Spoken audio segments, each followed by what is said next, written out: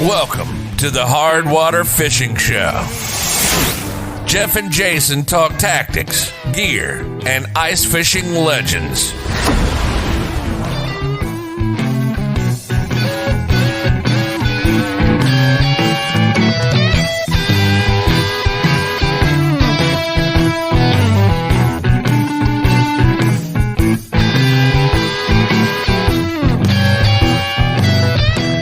We are alive. Season 6, Episode 4. It is the first week of November 2022. And Jason, it was almost 70 degrees at my house today. Yeah, very, very different weather from this time last year. It's crazy warm. We're going to be talking about gear longer and Yeah, ice fishing a little later. Yeah, it's going to be a really long prelude here to the ice fishing season, I fear. We've had some, remember we had a year that we went after January on our hard water trip. Yes. And we had dicey ice on, what lake were we on? We were on... That was a Mille Lacs, wasn't it? No. Nope. It was on the two little lakes where we stay on the one lake and we go to the other lake through a channel. And we couldn't go through the channel. We had to take the car around. Minnewawa and Big Sand? No. We did fish Big Sandy up there too. Yep. But we couldn't go through Minnewawa to Big Sandy via the channel because that was not ice. Oh, it was open. Yeah. And I don't remember what year that was, but this is starting to bring back those memories where we were spud barring yet on a pretty common lake, pretty far north. We're going to get fact checked on this though. The channel was between Horseshoe and Minnewawa. Horseshoe. We fished Big Sandy, which is right next to it. Well, but there's no channel. It's all one lake. It is not. It's in your mind. I mean, there's lots of things that happen in your mind. I only ever Jason. see it with snow, so I don't really know what's under the snow. Okay. There's a road, like a real road that you have to go over. We realize when I'm on a snowmobile, I see nothing really. I'm just following the blur in front of me, hoping for the best situation. I'm thinking that maybe you shouldn't be driving a snowmobile, Jason. It's fine. I mean, do you see better when you drive a car? It's most of the time, unless it's raining on wet blacktop at night. Is there anything worse than raining on wet blacktop? Forget about it. I'm really thankful of a couple of things now. You have the little lines they put in the roads all over up here, so it makes noises when you get off the road, right? Yeah, it makes that bumping noise. And then also now they've got cars that will read the lines for you. Yes, I have that. It shakes my steering wheel. Yeah, but it's also helpful when you cannot see. Oh, I don't think you're supposed to drive by those though. Like when it vibrates and you just turn to get in the lane. I don't think that's an acceptable way. Don't make fun of my disability. But you know what those rumble strips are good for, Jason? Teasing your kids about farting. I can't say I've ever done that, Jeff. Oh my gosh, all the time. You just hit the rumble strip and you're like, oh, who did it? You know, when you're in the car. It's dad humor at its best. Time to move on. Move on. So, Jay, what are we talking about today? We are talking about batteries, which is really exciting. And we have a special guest from Amped Outdoors on later on in the show. So stick with us and you'll eventually get to some useful information. And it's specifically around lithium batteries and kind of advancements over the lead acid type. Yeah, which is really exciting. Because there's a lot of information out there in the world on this, but I think it's good sometime to talk to a professional and get off the Google. All right, so Jay. Thirsty, man. Yeah, are you thirsty? Can I go first? Yeah, you can if you're that thirsty. You better go. I don't even know what I'm drinking, so I haven't read it. So believe it or not, I'm breaking here a little bit. I'm going a little bit more towards, I don't think it's Jeff's kind of beer, but it's a similar situation where it apparently has a story. Oh, I like a story. Tell me a story. So this is from an Iowa brewery, Single Speed Brewing Company, Single Speed, which I've had some of their beers, like Single Speed Tricycle, for example, is a beer I actually like quite a bit. Oh, okay.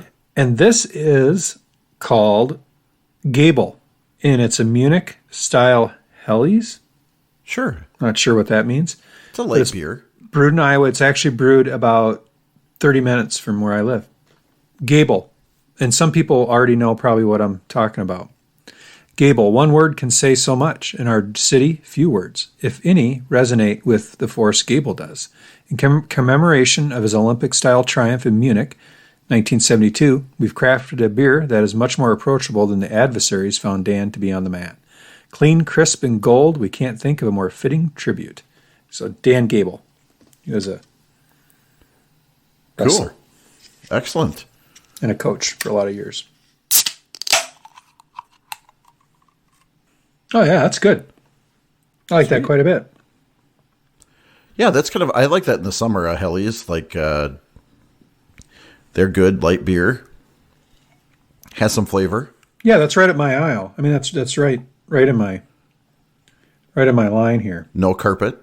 No carpet? No, because it said lager.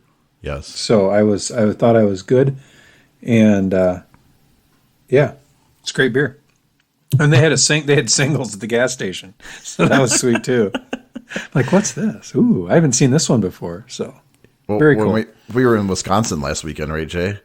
Yeah, we were, and we ran into some false advertising. We did. So yeah, there we were, minding our own business, looking for a hamburger, and there was a little bar in Wisconsin that had an old style sign out front. And I'm like, sweet, I can get old style, and no old style. So very disappointed. They had the sign, no beer. I know. Well, they had other beer, just not that beer. Yeah, but not old style. Like, why do you have an old style sign outside if you don't have old style? Like, make an effort, people. Very disappointing. We had some microwave hamburgers, and they weren't bad for microwave hamburgers. I mean, they weren't microwave. They were that like food cooker thing. I don't know what they call it, but it's not a microwave. But yeah, it's like Magic Chef or something. Like yeah, in the Jetsons when they cook food out of a box. But it was, for food, I was hungry, so it didn't matter. Same here. I mean, I've nuked stuff in a microwave at a gas station. My standards are low. That was next. We would have been at Quick Trip. It was coming there next, yeah. All right, I'm getting thirsty now. We've been talking a while. But I'm feeling very like positive right now, Jason. Can you feel my vibes? Yeah. Did you get a Powerball ticket for $1.2 billion? No, I didn't get a Powerball. I did. Anyway, we'll talk about that later. Go ahead. Are you going to fund the show with that? If I win $1.2 billion, we're going to have some hard water fishing show events, man. Nice. We're going to have a fleet of snow bears. So on that popularity, I'm still on my Texas beer tour, week 4. So I have a beer called Hoptimism Hazy IPA Indian Pale Ale. God, hazy again. Extra shag carpet. We're talking the thick stuff from the 70s. Remember, I thought it said that on the can. No. It's good though. Jason's not into it. So no. It says description: citrusy with tropical fruit notes and a soft and balanced bitterness. And it lists the types of hops: Simcoe, Syrah, Citro, and Euconaut. You cannot drink this without thinking it's carpet. It's 1 pint. A pint? There's a canned on date, but there's actually no date. Just a canned on and it's blank. Uh-oh. What does that mean? I don't know. There's 2 hedgehogs having a drink. What do hedgehogs have to do with beer? I don't know. There are 2 hedgehogs. Good. Maybe they have hedgehogs in Texas. Yeah, it's true. Here we go. I am thirsty. Tasty. You always say that to dank, musty beers. It does not say dank. There's no dank on here. Yeah, because their editor said you use that last beer. You got to come up with a new name. All right. So now that I have a drink, I can talk again and Perfect. move on to patrons. So just want to say shout out to all of our patrons. Thank you for support. We appreciate you paying for things to host our website and those kinds of things. So very much so. We appreciate it. It makes it just a little bit easier to not spend money to do our hobby, right? We maybe break even, maybe not, but it still helps subsidize it if nothing else. So thank you. And also show business. We have our Amazon affiliate link. If you happen to find a product we talk about, you can see that on our website and we get a few cents back to help support the show. Gear, you can get sweatshirts, t-shirts, hats, that kind of stuff. Well, maybe not hats. Maybe I'm wrong on hats.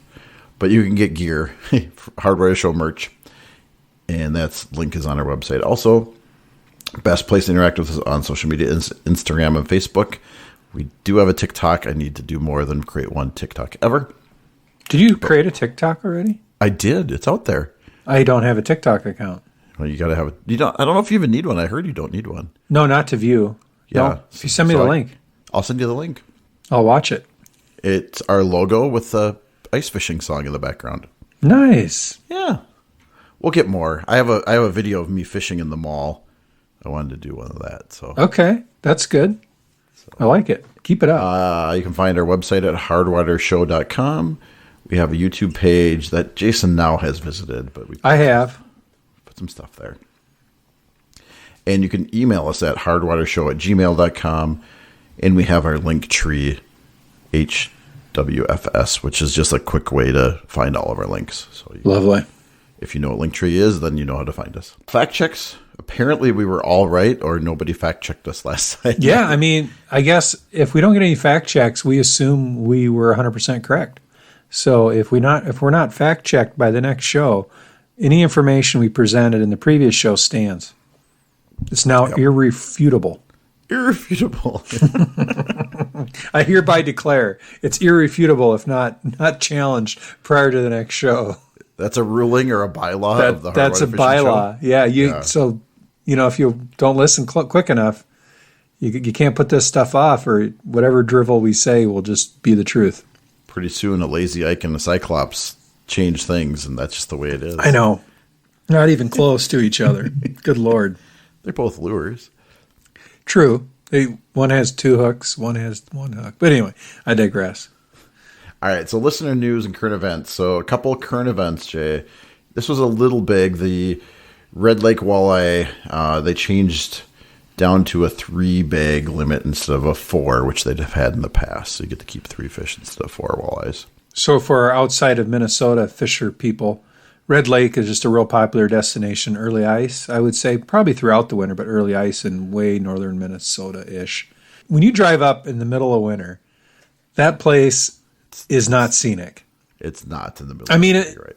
Yes. I'm sure people love it, and I'm not knocking it. But when you say, okay, I want to go see beautiful scenery, Red Lake is not your destination. No, probably not. But if you want to catch fish... It's apocalyptic almost in the winter. It is. If you want to catch fish, though, that's a good place to go. You should absolutely go. It's a heck of a fishery. Absolutely. And early ice, it seems to be one of the first lakes that freezes that you can get out. Yeah. We don't have to go too far, but it's interesting lake to fish because it's not a lot of features. So you kind of it's just a big bowl. There's not a lot of features, so it's hard to find structure and find them. But the fish are there. So you get 3 walleyes, one longer than 17. They basically said it's really healthy. They said last year it was actually even healthier, so they had 4-bag limit, but this year it's still good, so they're letting you keep 3 walleyes in that lake. Well, when we do early ice in February, we can hit it. Yeah, early ice in February, yeah. I mean, typically, honestly, at Thanksgiving sometimes they're ice fishing, and that's only 3 weeks away. It's not going to happen. No, we would have to go into the absolute deep freeze. Yeah, it's going to get colder, but it's been this warm all week, at least here. Yeah. In Minnesota, state hybrid sunfish was caught the record. That's awesome. 1 pound, 12 ounces. What a tank. Just an absolute toad.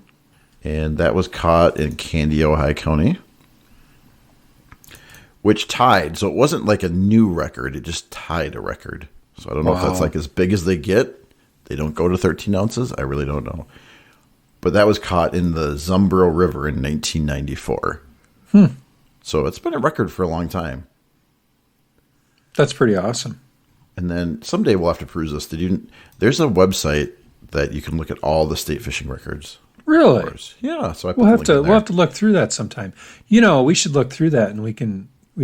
Does it? It doesn't go by like. Does it? Well, I haven't looked at it. Have you? I've looked at it. But does it tell you how they were caught? Like summer, winter, whenever? Doesn't list like date of catch. Nope. Really? It doesn't make the date of catch. Well, then if you knew date of catch, then you could somewhat ferret out, is it ice fishing? Or it would do maybe date of catch. I think you're right.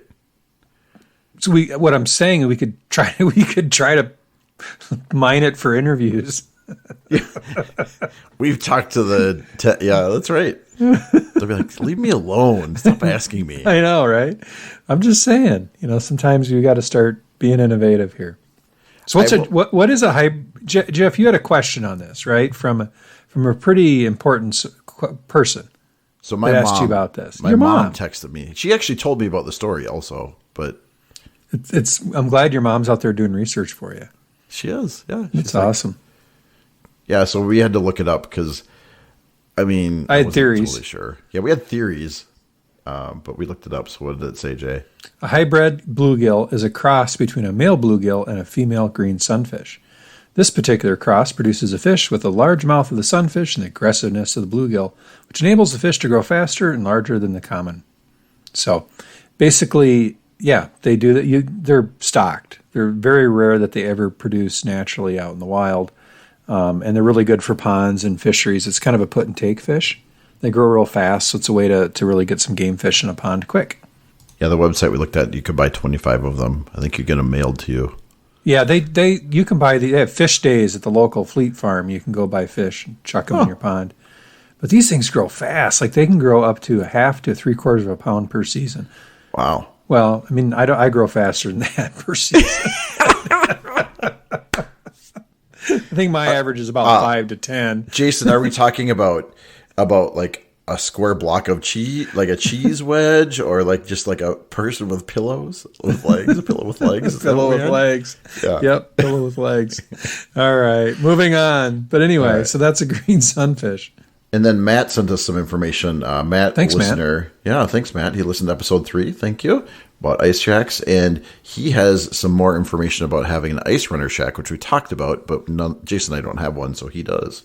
Yeah, and he said it looks like a great house for the money. Insulation seems warm. Buttons in the poles are a little stiff. Plenty of room to fish. Likes the windows. Thinks the skylight is weird, which we agree. And fits in the trunk of a Volkswagen Jetta. You don't need a truck to go ice fishing. That's what he says. That's pretty sweet. First 2-man flip I found that fits in a car. And a Jetta is not a big car. At least they weren't back when I saw one. So I don't think they've gotten a ton bigger. They're kind of a innocuous sedan. So I almost bought one. Did you? Recently. They're cheap. They're like $21,000 now. That sounds like a lot of money, but that's a brand new car. World. That's a brand new car. Matt's a very frugal individual, so I appreciate that. He's got his Volkswagen, got his ice runner, and he's going to be out catching fish, which is sweet. So there's kind of a fact check here. Yeah. So maybe we're wrong. It's kind of a fact check, Jay. We might have been. Free shipping, according to him, does not apply to the ice runner fish houses. Their website is a bit misleading. So boo to them for that. But you can find them from the ice show. I saw them at the ice show last weekend, and they were there, and you can get them there without shipping, right? Yeah, absolutely. The next person, Thomas, sent us a message. He is looking for a under $300 flasher. You responded, I responded, so we had different perspectives on this. We did. I suggested he goes to the Markham M1 compared to... So the two things he was considering were the Garmin Striker and the Markham M1. And I steered him towards the Markham if he's not going to use the ice fish finder, depth finder, whatever you call them these days, for open water. If he was just looking specifically for ice fishing, I'm like, go with the flasher, the dedicated flasher. And I think you won't have any friends when you buy Markhams because all your Vexilar friends leave you away because they blows up their screens like no tomorrow. That's that's just nonsense. How many friends did you have when you had your Markham? Go fish with Jeff. Go away. You put a hit out on my Markham. Yeah, because somebody stole it. So some guy's making his friends mad for free anyways, I guess. I'm still looking for that thing if I ever find out who took that. When you move in 20 years, it's just going to show up. I'm going to find it in the corner of the garage. I've been wrong. That's not it is a possibility. You've been blaming, youth some for years. Person. Some misguided youth or something, So I had a different take on this. I kind of did a little more research. So under $300, Jay, there's not a lot out there. So there are, if you go, like Markham's got a bunch of refurbished ones on their website. Well, I mean, I went for like what you can go find, right? So you can either not have friends and get a Markham M1. I mean, if you solo fish all the time, you're good. There's a couple. So I cheated. The Humminbird Ice 35. You have the 45, which is the next model up. But it was... No, I have the 55. Oh, that's even the more expensive one. So I have the Ice 35. I really like it. I found it for $344 on Amazon. I don't know. Maybe you can find it for $300 if you search for some cheapness, right? I like it because the screen's bigger. It's quieter. It has a zoom. It doesn't come with a case, though. But I'm going to flame you a little bit on this deal. It's a pet peeve of mine, what you did. What? Feeling grumpy tonight. It's a pet peeve. So the guy comes to you and says, what can I get for under 300? And you said, nothing. Here, buy this thing that's over 300 because it's better. You might as well have said, well, why don't you just get a Garmin Panoptix? Because that's a whole, with LifeScope, because that's a whole lot better. That's a whole lot. Thousands of dollars. Doesn't matter. The guy had a budget and he immediately blew it. So don't get a cheeseburger one day and you can get the Ice 35. You're eating, well, you live in the cities area. You are probably buying $45 cheeseburgers. So I'm just saying, I would consider it. I would highly consider it. You can be mad at me, Jay, and say, budgets. That's just a pet peeve of mine. It's a little soapboxy today, but someone asks a question, people don't answer it. They're like, oh, tell me what you think about the Markham M1. And you're like, well, I have no personal experience with it, but it sucks and you should use this other thing. But I do have personal experience with it. I've seen it. It worked. The screen looks very nice, but you need to look at it 100 yards from your friends because their stuff won't work. No, not if they have newer stuff. Not if you have a $300 flasher, it won't work. As long as your buddies have the $1,000 flasher, you're in good shape. You are right. There you go. It even screws with my Humminbird a little bit. I remember. I mean, it wasn't as bad as those Vexilars, which made them unusable. But yeah. All right. So are you over your grumpiness about me recommending a $340 flasher? I think you got to answer the question that was asked, which is what's the best flasher for under $300? I think you could find one for under $300. I paid less than that for mine, but it was 10 years ago. It was, yeah. What more, maybe? Yeah, it might be more, but I think you can find one for $300. I really think if you scrounge the deals, look at the refurbished sites, whatever. Well, and the one thing is, like, if you buy a Humminbird or even a Vexilar, so every one of these companies on these flashers still service them for the most part, as far as I'm aware. So you can take a flyer even on a used one, I think, and your downside usually isn't more than $100, worst case scenario. And I bet you if you bought a used Humminbird Ice 35, it's going to be way cheaper than like a FL8 used. FL8s don't reduce in price. They're $300 or $260 used. I know they are. Yeah, you're literally better off buying honestly, a new one. If you're really worried about this interference issue, the Garmin Striker's a good unit too. So I listed Humminbird Ice 35 as my best entry level because that's what I have and I really like it. The FL8 is good, which was $299 on the Shields website, even though it's listed at $329. God, the definition on that FL8 compared to even the Markham M1, there's just no contest there. I agree, but it catches a fish. You can see the fish and you can catch the fish. Granted, begrudgingly. I know what you're saying, though. Yes, your Markham had very clear definition. It was in another level, even more than my Humminbird. Yeah. Humminbird actually is bigger, so I feel like it's like the same resolution on a bigger screen, so the pixels look bigger. It's not pixels, but I agree. But that's kind of how it works. I'm thinking about going back to a Markham, but that's a different story for a different day. I feel like that's a Kilby problem. I mean, your brother bought one last year. I know. And I'm like, why would you buy that? Because they work really well. As long as you don't have anything else. That's a you problem. Yeah. As long as you fish with Kilbys, you'll be fine with your Markhams. Yep. Striker Ice 4, I don't know. I mean, I think I just listed your Markham M1 on the bottom out of spite and mostly because everybody hates you when you have one because it blows up Vexilar. Let it go. But it'll work. I mean, I wouldn't say don't buy one if that's all you can get, right? I think you're over exaggerating it. I actually I'm being silly about it, but I don't think I'm over exaggerating. If you fish next to an FL8 with a Markham M1, that person with the FL8 might as well throw it out the window because it doesn't work. Well, it's because they're using old, outdated technology. I'm not saying you're wrong. I'm just saying I'm not understating how bad it is for a Vexilar person when they have a Markham person next to them. I actually think you could use it as a strategy during an ice fishing tournament. There's no way anybody showing up to an ice fishing tournament with any one of these flashers. They've got not anymore. Not anymore. Yeah, these are plenty fine, but yeah. There's but Markham M1's a heck of a system for $300. I'm not disagreeing with you if they figured out how to not kill everybody else. It's got a bottom zoom, split screen. Yeah, it has way more bottom. It's got bottom lock. I mean, it's got all the things you want. Yeah, lots of power. Brushless display. It's quiet. It's not. Yeah, see, the Hummingbird's the same way. It's like that. It's quiet, right? You hear those Vexilars fire up, and you're like, yeah, you can't even hear yourself think. Well, you just get yourself a one of those going, and you get your Mr. Heater cooker on high. And then your lantern. Might as well have your lantern out. And it sounds like you're in a jet airplane. I know. All right. Did we talk about this one enough? Hopefully, I think we have completely beat this one to death. Do you think Thomas got something out of this, or did we? Well, I also know that Thomas mentioned that he's learning things he didn't know, which we do too. So good for us.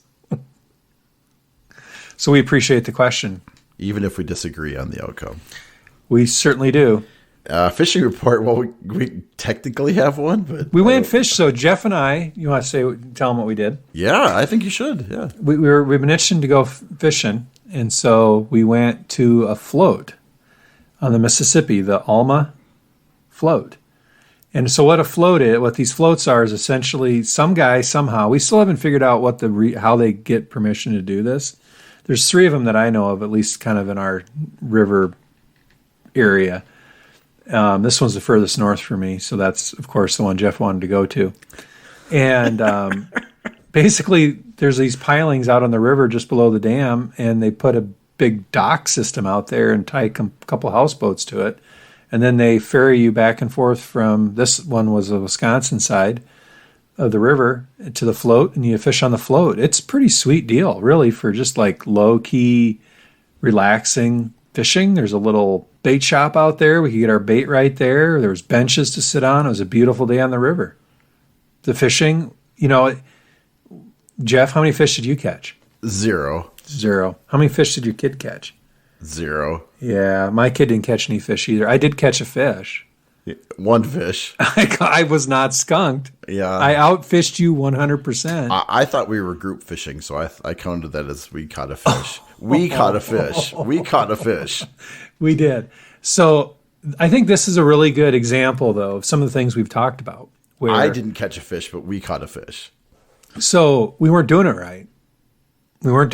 So it's kind of one of those things where every area, everything you do seems to have a nuance. Like there's some basic things that hold. Yeah.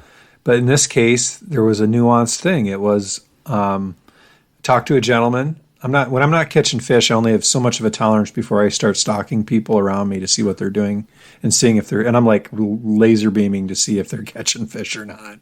So if Jason was going in the river because somebody got mad at him, or he was going to find out how to catch the fish.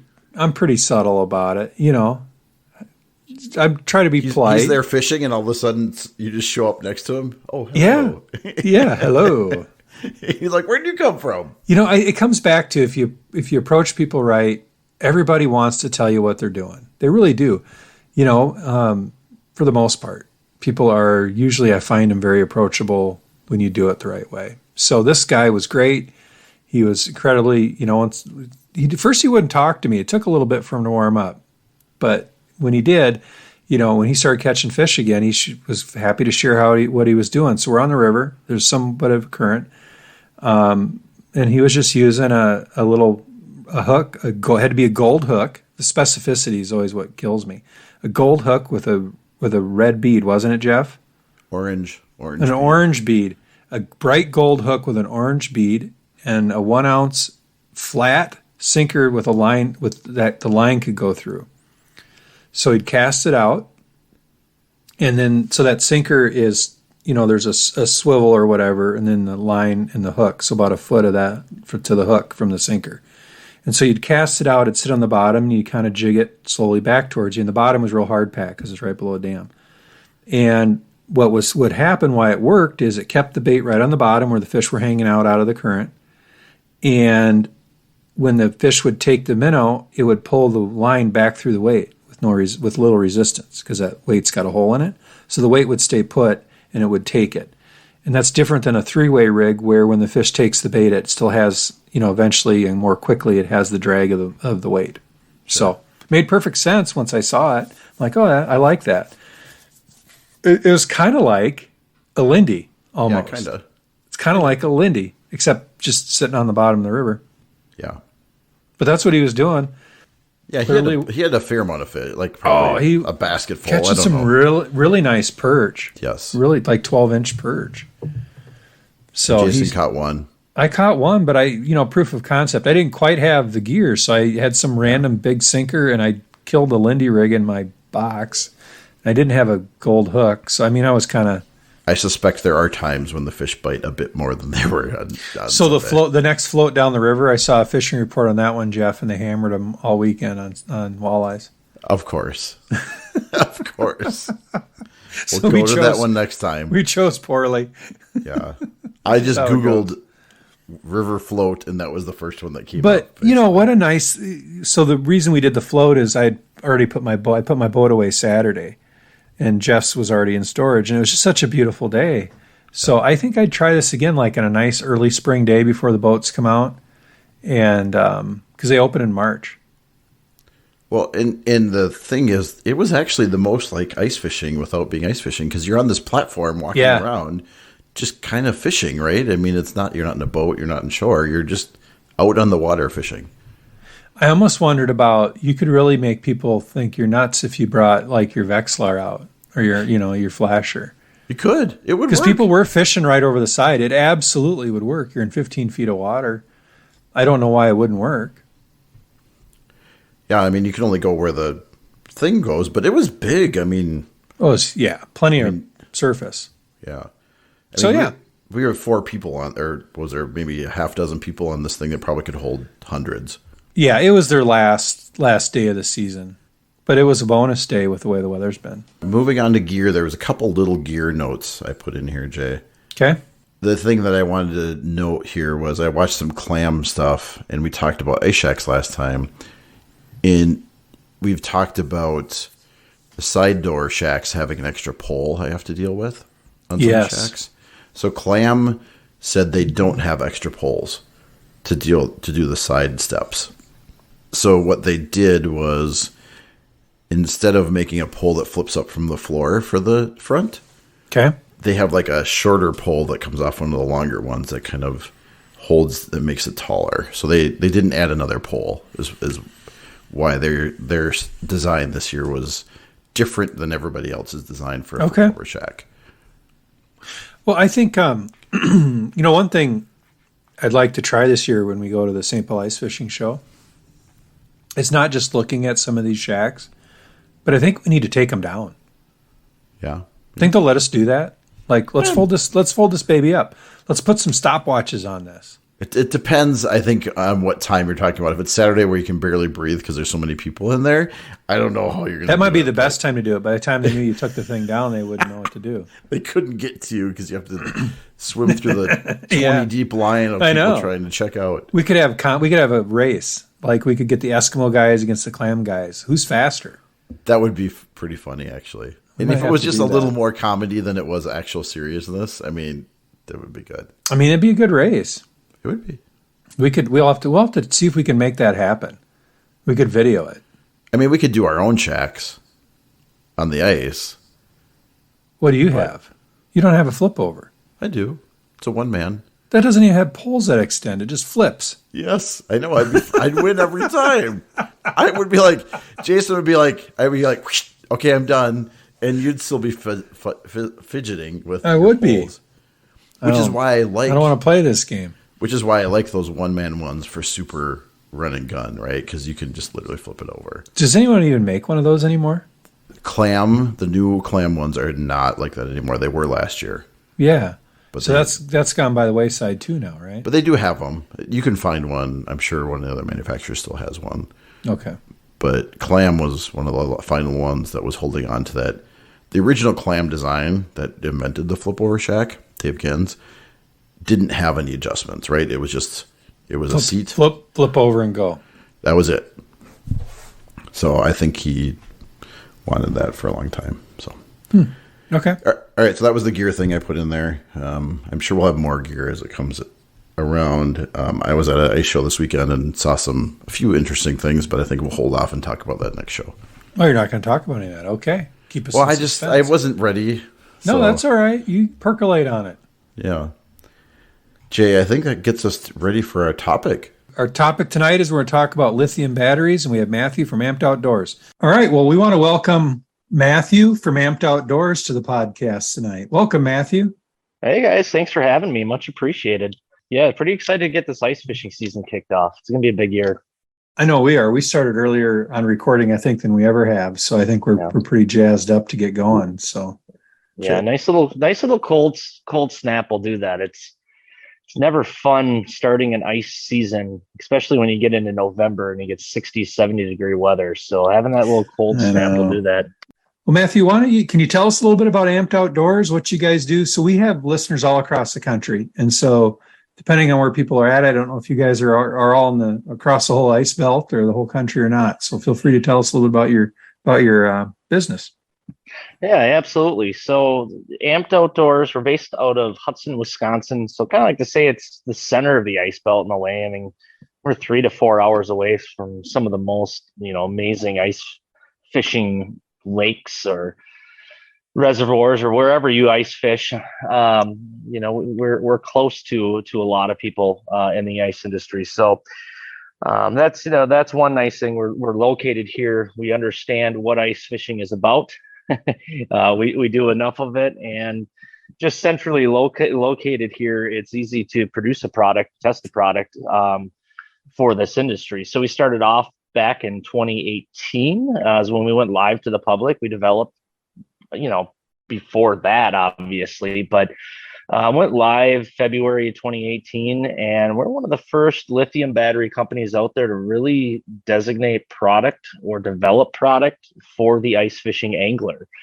And, specifically in lithium batteries. We sell some other stuff, ice fishing jigs and all that. That's just the complementary thing that we've been doing for a while, and it's kind of expected now from a lot of our customers. But our primary focus is lithium batteries, really creating some of the most user-friendly, highest capacity, longest lasting, batteries out there. And others have tried it prior to us. And I think price point was kind of off. So we wanted to make something affordable.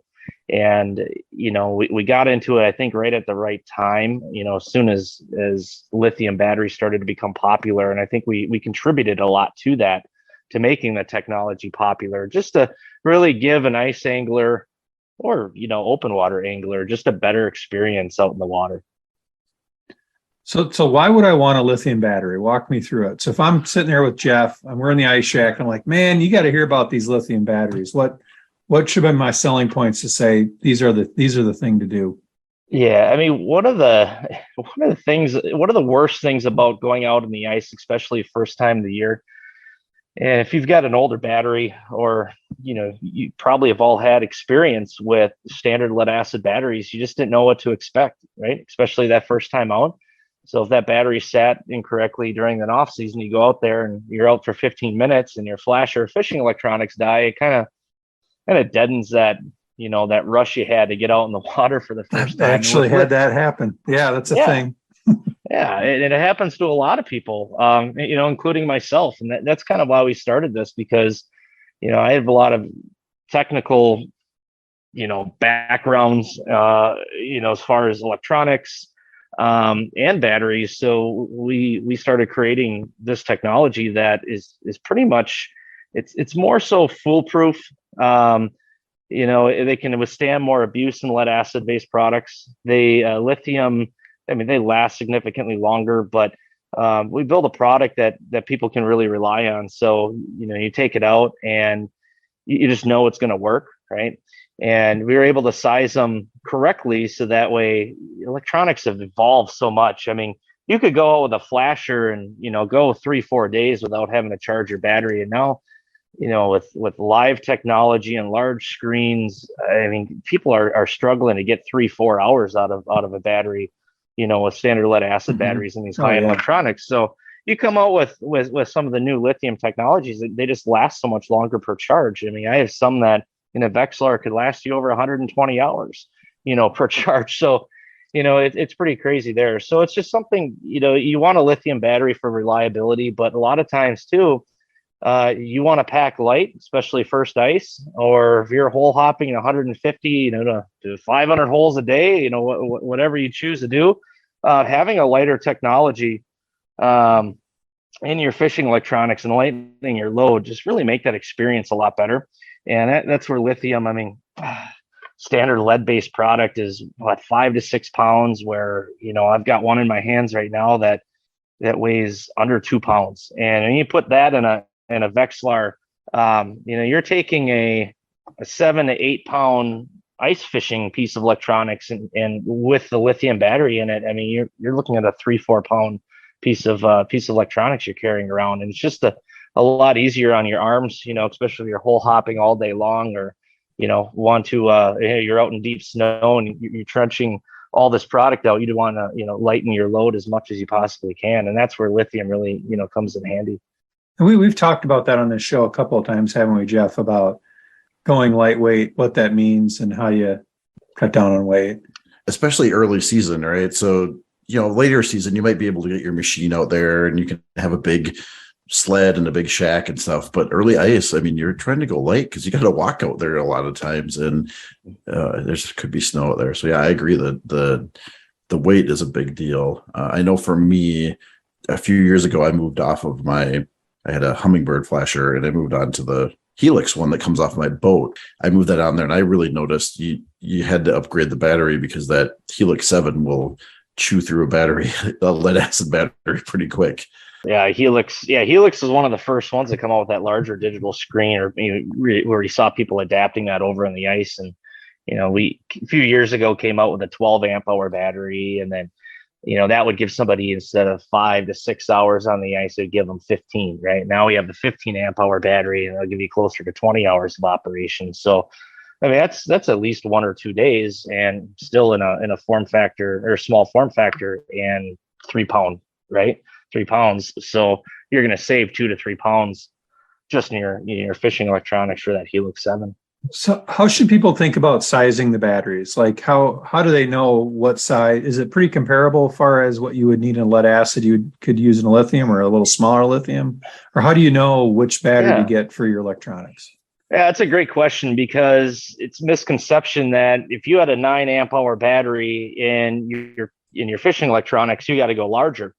And that's not necessarily the case. So lead acid batteries have about a 50% efficiency rating. So if you take your 9 amp hour lead acid battery out when it's brand new, you usually get maybe 4.5, 5 amp hours out of that before you get, the low voltage alarm on your electronics. And it's just the, efficiency rating of that technology, where lithium are 100% efficient. So I have a 7.5 amp hour battery here that really almost give me 50% more operating time than a 9 amp hour battery. So, you take that consideration, it's like, well, then what size do I really need? It can be kind of confusing, right?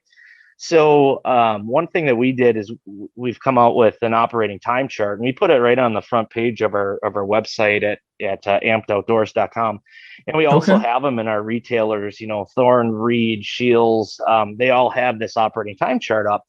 So you can take, your piece of electronics, say a Helix 7, and, it'll tell you that you'll get, up to 10 hours on a 7.5 amp hour battery, or it'll give you up to 20 hours on a 15 amp hour battery. So it really helps you kind of size which battery you need for your piece of fishing electronics based on how you're using it. Right.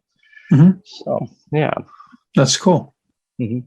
And I know that's a big thing too. You talked about capacity because it's a weight and capacity thing. Because sometimes we'll be ice fishing and we'll go in at the night and you can plug it in. But sometimes you're out all night or you're camping or you're maybe where you're not around electricity. So it does help to have that longer run time. So you can maybe last the whole weekend with that unit versus you get the first day and then what do? You drag 2 batteries with you or something like that, where you know if you can get a little bigger battery, you can go the whole weekend, even with a Helix 7. Absolutely. Yeah, you see a lot of times people go out, Lake of the Woods and sleeper shack or something. They don't have access to charge your batteries. Yeah, so be able to size that correctly, and even with Garmin, Lowrance, and Humminbird coming out with these units that are drawing 10 times what a traditional flasher would. We have small form factor batteries up to 48 amp hours that'll give you 3-4 days of fishing out in the ice. So Wow. yeah, we kind of came out with a full selection of products based on your needs, how you're going to be using them. Everybody is going to be a little bit different. I know a lot of times people will buy whatever their buddy has, but I like to educate as much as possible, or I put as much information in front of the consumers so that way they can really decide what technology is going to be best for their needs. Now they use different chargers, right, than a standard lead acid? Yeah, and it's getting a little bit more complex. So for the longest time, Vexilar, for example, they came out with a lithium battery, and they were using their standard lead acid based chargers for them, and a lot of times lead acid battery chargers will charge a lithium battery, but I tell people try not to use it unless you're in a pinch, right? You forget your lithium charger, you got to charge your battery. The only thing available to you is a lead acid charger. Yeah, then use it. The problem with lead acid based chargers is that they're made for lead acid batteries, which are a lot different than lithium, slightly different voltage. So you may not always get a full charge. And we've even found, like with the Vexilar charger on a lithium battery, unless that lithium battery is below about 50% capacity, it still thinks it's full, so it doesn't charge it. Okay. So yeah, it's a minimal investment. And one thing I always recommend too is know what type of lithium battery you're buying. Now that lithium is becoming more and more popular, you see a lot of companies offering them out there, and they're not always offering the same type of lithium, right? So you might go to a store shelf and see 2 15 amp hour batteries right next to each other. Ours is 12.8 volts and our competitors is 11.1 volt. Their charger won't work with ours and vice versa. So based on what battery or lithium battery you buy, always buy the recommended charger for that battery. The advantage of that is you're guaranteed it's going to work with that battery. You're going to get a full charge, and you just don't want to be let down. Like if I try to use an 11.1 volt charger on my batteries, it'll only charge the battery up maybe 20%. So that just leads in a customer disappoint. So I always recommend it. It's a small investment. We sell a lithium battery charger for $20, but it should work with just about any battery that we sell. So make that small investment on it, and it just make your experience that much better. I was going to ask, we're talking about different kinds of batteries. I noticed that you have 2 different kinds of batteries. The technology is a little different. There's the LiFePO, and then there's the other that is called NMC. NMC. Yep. You're spot on.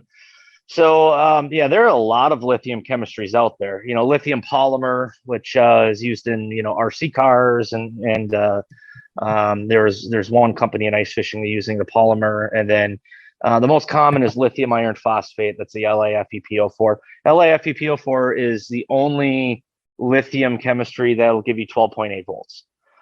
All the other lithium batteries out there will either give you, when you build them, they'll either give you 11.1 volts or 14.6. So we've, even from in the back in the day when we were originally testing batteries, we put a lot of different technologies through the ringer.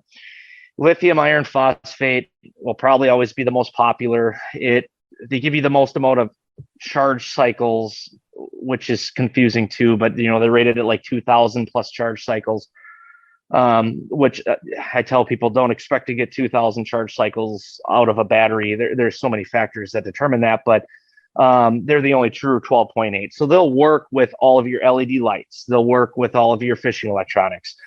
When it comes to the NMC, the advantage of that and why we created a 14.8 volt battery is because they're what's called they're higher energy density. So you can get a higher capacity battery and a higher voltage battery in a smaller, lighter form factor. So where the advantage of that is really when it comes to your live systems, your Garmin, your Lowrance, and Hummingbird live systems that draw a lot of power. You can create a smaller battery pack with higher capacity and a slightly higher voltage. And not to get too complex with it, a higher voltage battery, all that means is your unit's drawing less amps, right? So you get longer run times out of it. So it's a very efficient battery or type of battery. It's it's more so for that high end user, and it's not going to be recommended in a lot of cases because they can only be used in fishing electronics because they charge up to 16.8 volts.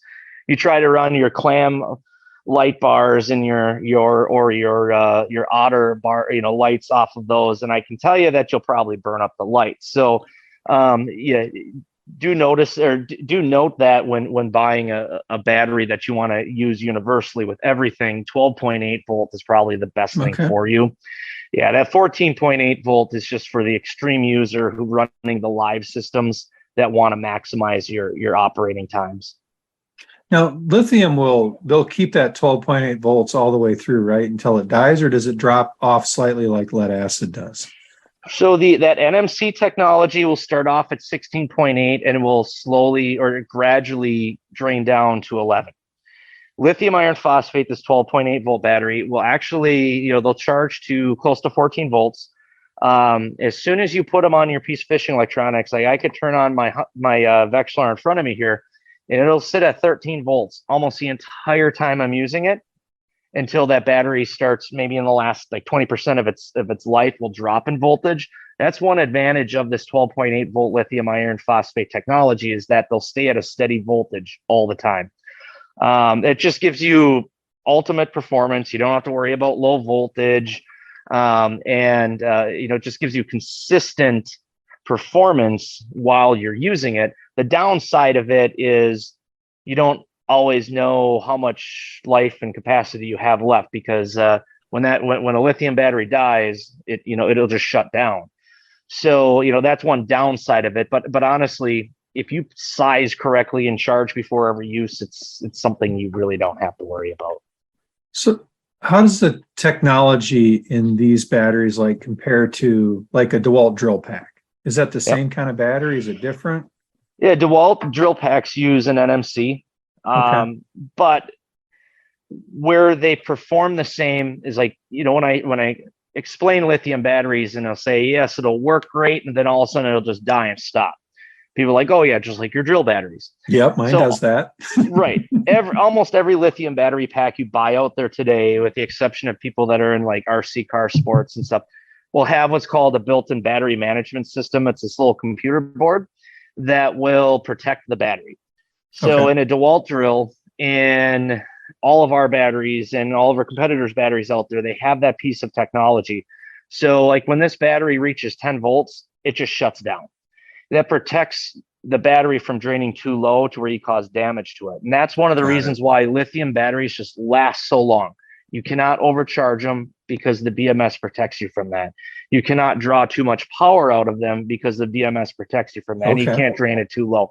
So that technology, or that built-in BMS, really protects the battery. It doesn't protect your components as much as you say, but protects it from short circuit protection and all that. So that's why drill batteries and these fishing electronics batteries are very similar. They'll just shut down to protect themselves so you don't ruin them. So if I was going to look for quality of construction, how do I know what's a good lithium battery? Because there's a lot of options on the market right now. Oh yeah, it's expanded out. And now you see YouTube videos out there, people tear down batteries, and try to tell you what's high quality and what's not. And that's actually a really poor representation or way to prove.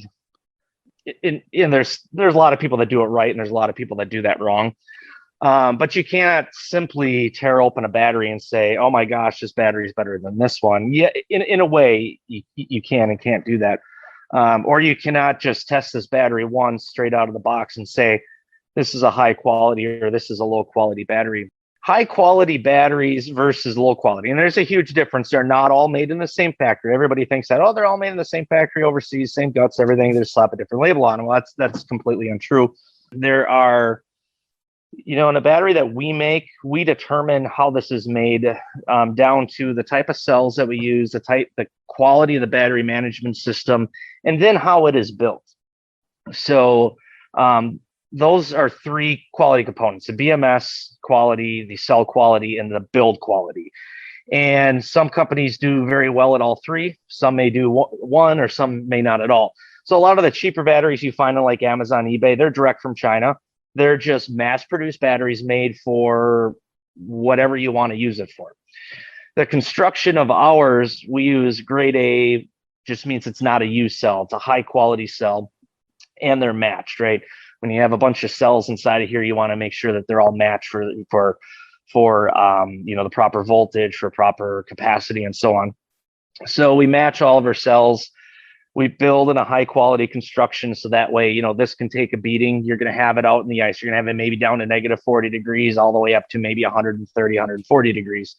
So it's made to withstand those conditions, made to withstand vibration, and have a high quality battery management system to protect the cells and, reverse polarity protection and all that. And not a lot of them have that out there, or they use used or lower quality products. So there's a huge difference from one brand to the next. One thing I can say is that, we determine what goes in all of ours. We have employees that oversee production. So these are not just a generic like Chinese battery that'll come in and we slap a label on. So we do all of our own engineering right here in the US. All lithium batteries are made overseas. We don't hide that whatsoever. We put that, made in China on all the batteries, but we determine that process. We have employees overseas that oversee the quality of the build and the end result coming to us here. So that's really important when looking at a lithium battery company. I can't say that for all the batteries out there, not to really knock them, but there are definitely some quality differences out there. But we try to keep it as affordable as possible. If you look at our cost per amp hour, it's one of the best out there in the industry. Okay. And that's important to us. And we're able to do that through, obviously, mass quantities that we build. And you can see we don't have massive advertising budgets, and we spend our money on re-engineering the product.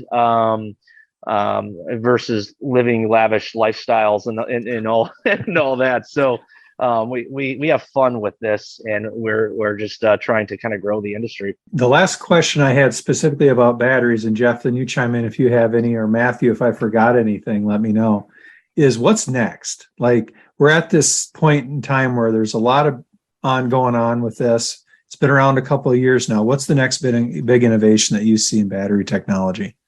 Yeah, that's a pretty loaded question. I mean, I don't want you giving away trade secrets, obviously. Right. So yeah, we experiment with a lot of stuff, and if you can only see some of the shelves we have back here, we have a lot of Frankenstein stuff back here. This technology has been around for a long time. Lithium iron phosphate's been around since the mid-90s. It started to become more available and more, what should I say, cost effective over the last like 5 years. So you're gonna start to see growth with this in a lot of the technology that we use today. Marine, you probably won't be able to buy a boat without lithium in it 5 years down the road, right? We see the advancements in electronic car technologies, and they'll continue to advance that. The reason why you're probably not going to see a lot of those advanced lithium technologies in what we're doing today is because this works great, and a lot of the advancements out there are very expensive, and they might be 10, 20 years down the road. So I don't think you're really going to see a whole lot of advancement here. After all the work we've done over the last few years in a small form factor battery, the best that was out there was 10 amp hours, and we've exceeded that now with a 15 amp hour battery, but it's I don't really see it going much further than that, just because I don't think technology is going to advance fast enough for that to really change. So I think we've kind of seen the wall as far as how much capacity you can put in a small little battery. I think you'll see a lot of, you're seeing companies doing other things with them, like, putting other technologies in the batteries. And I don't like doing that because it adds a lot of complexity to this. So you may not see that a lot of that stuff from us, but you'll see accessories that'll go with this to make these easier to use. Or, like I've got, in front of me, we're starting to produce and sell this year, a universal USB charger you can put right on the front of your flasher, so you can charge USB phones and GoPros, because people are using that.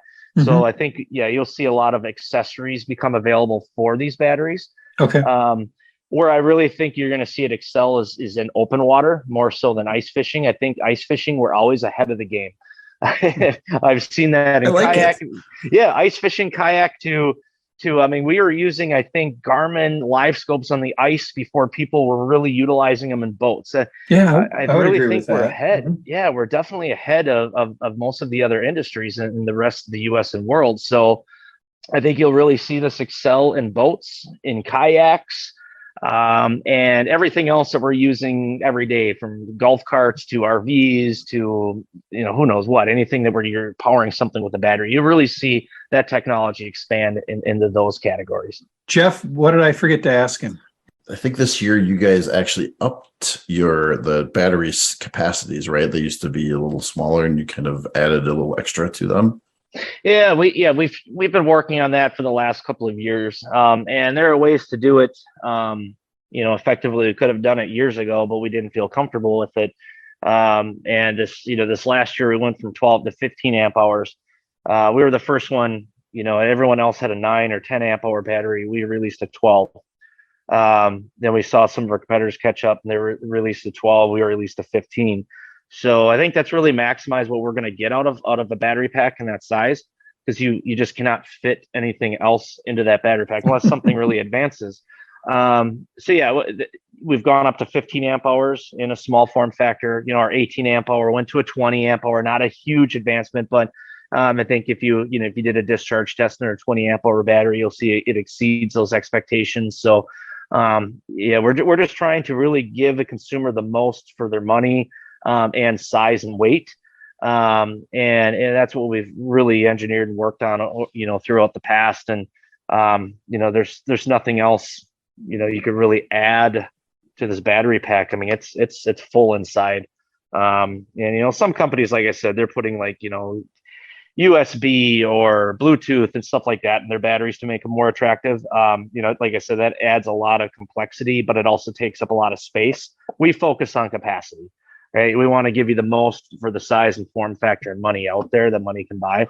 We've done that with those two models. You'll see it also in our open water series. Probably this next season, you'll see some advancements there where we made batteries smaller or higher capacity and smaller form factors as well. Very cool. Mm-hmm. Anything we forgot to ask you? Biggest things, we've gone through, how to size the battery. Like I said, we have that information on our website. It's a really easy tool. We talk about charging. Charging is really important because people ask about that all the time. Do I need a lithium charger? And I say, yes, just spend the $20 and get the right charger for it. Yeah. The other question is, can I charge these below freezing? So lithium batteries how do they perform in below freezing temperatures? And lithium batteries are actually more advanced than lead acid in actually being used below freezing, but you shouldn't charge them below freezing.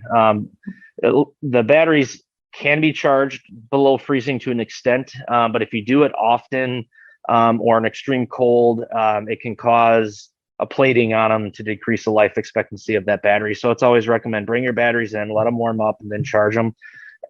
So that's an important piece, but they excel in extreme cold temperatures. We've tested down to, I think the coldest I've fished is -30. And, you don't see incredible loss in capacity or performance. So, that's where the lithium batteries really excel. Well, you brought up a good point on the charging, because I have, my garage is unheated. and unattached to the house. So I wouldn't want to leave something on a maintainer, for example, on the shelf in the garage. I'd want to make sure I bring that inside when I charge it.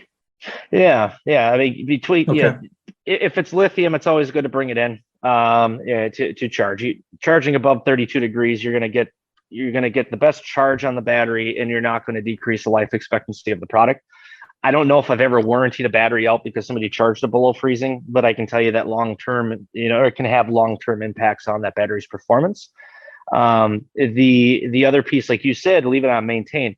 With lithium batteries, they are different than lead acid, where a lead acid battery, if you're not using it for a long period of time, it's good to have that charge on it.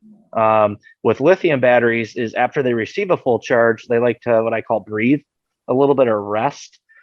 So when a battery is fully charged, it's always good to pull it off of that charger, or if you're storing for a long period of time, not to leave it stored on the charger. Lithium batteries over time, when not in use, will not lose capacity like your lead acid batteries. Oh, so really? You might only, okay. Yeah. So if I left this battery on the shelf for 6 months, I'd be surprised if I lost 10% of its battery capacity over that time. So it's not important to leave this on a charger. In fact, it's better not to leave it on a charger, but it is good to keep lithium batteries active. So, if you are going to be storing it 6 months or 12 months, try to put a charge on that battery like every, 3 months or so, just to keep that battery active, or try to use it year round if you possibly can. Okay. So you're going to have to go fishing. You're like, I got to go fishing. I got to charge my battery. It's required. Yes. Yeah. If there's a significant other, give you a reason to get out. I spent all that money on those lithium batteries. I got to use them before they go bad. So we don't talk about the money we spend on fishing and hunting. You're married. You know this. Yep. It's hidden. It's not a conversation. It's a safety issue. Unless it's a safety issue. Yes. Right, You're saying they're safer than lead acid because they're not going to spill in the back of your car and eat through the carpet, right? Yes. Yeah, absolutely. Okay. Yes, there you go.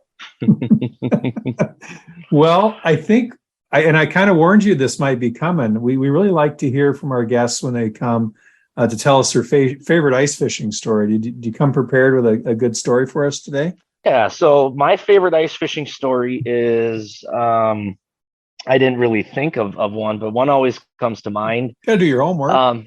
Yeah, so still my biggest, I like to fish walleye, and since starting this company in 2018, that's when I started having kids. And when you work in the industry, you're busy during the busiest times of year, so you don't get to get out as much as you used to.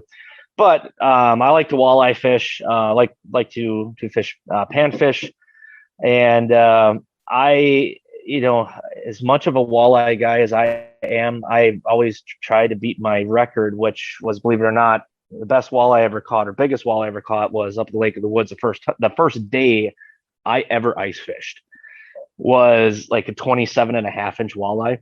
Nice. And I've been in a boat, and I've been in an ice shack, and I've fished so much where others have just crushed that, right?